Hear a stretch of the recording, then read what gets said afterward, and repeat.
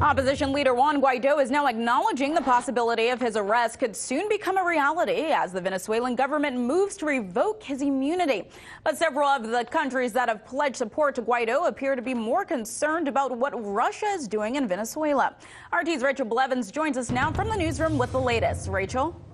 Days after the delivery of 2 Russian military planes to Caracas started a media firestorm, reports now say that the personnel and equipment were involved in opening a training center for military helicopter pilots in Venezuela. In a statement, Russia's State Corporation for Arms Sales said that Russian organizations remain committed to deepening cooperation with government agencies in Venezuela.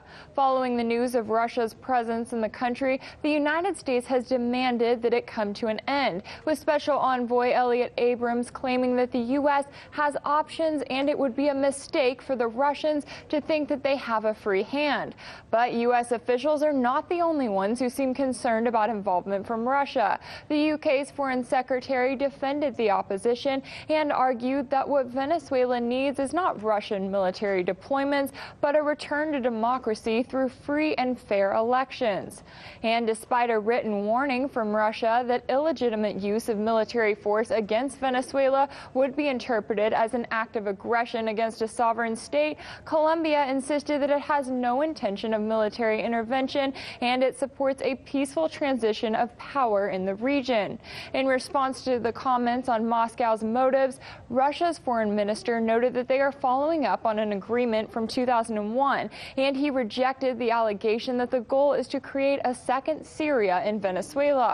Following a visit to Turkey, Venezuela's foreign minister met with officials in Lebanon, where he addressed concerns about influence from other countries. He said the current foreign interference in Venezuela is not coming from Russia. There's no interference. We have had cooperation, military, technical cooperation with Russia for over 17 years. It's just developing as it should. There's the only interference we have had for 20 years, every day of every week, of every month, of every year, is from the United States. The foreign minister also said he is traveling to Syria next, where he plans to publicly pledge his support for another leader who has been targeted by the U.S., Bashar al-Assad. Meanwhile, Venezuela's National Constituent Assembly has revoked opposition leader Juan Guaido's immunity, which paves the way for his prosecution and potential arrest. Guaido acknowledged that he could be arrested by the Maduro government, and he insisted that he has already been contacted by dozens of foreign ministers and presidents who are concerned about the situation. Now it remains to be seen whether the U.S. and its allies will continue to pressure Russia over its ties to Venezuela and if they will make the dangerous move of turning those words into actions.